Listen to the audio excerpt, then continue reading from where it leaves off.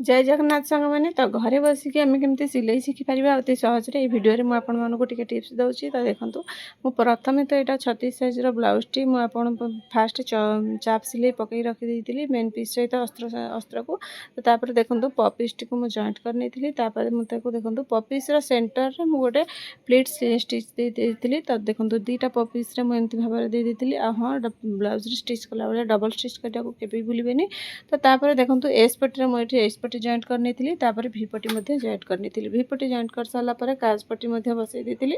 काज पट्टी बसैया भितर देखो वीडियोटी जब आपको भल लगुच तो लाइक निहाती करेंगे तो देखो ये पाइपिंग फ्रंट में आड करनी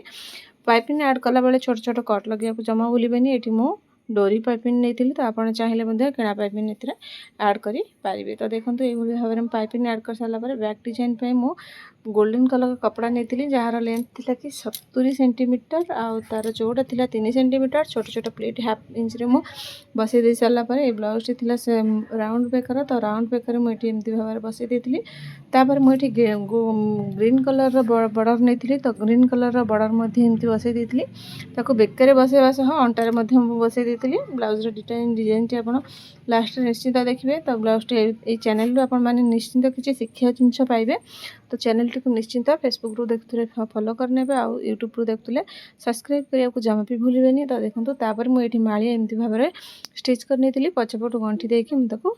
छाड़ देती तो देखो एपटू आगपटू जमी स्टिच कर तो से भाव में स्टिच करूँ अति सहज उपाय यहाँ मात्र 1.5 घंटा लगी मत ब्लाउज टी स्टिच करने तो देखो हाथ कम भी टाइम लगे तो ये कांध जॉइंट कर सारापर हाथ जॉइंट करनी फिटिंग मार सारा फिटिंग मार देती तो लास्ट ब्लाउज लुक टी निश्चिंत देखिए तो वीडियोटी भल लगी निश्चित तो कमेंट निश्चिंत कहे नेक्स्ट वीडियो देखा रही जय जगन्नाथ।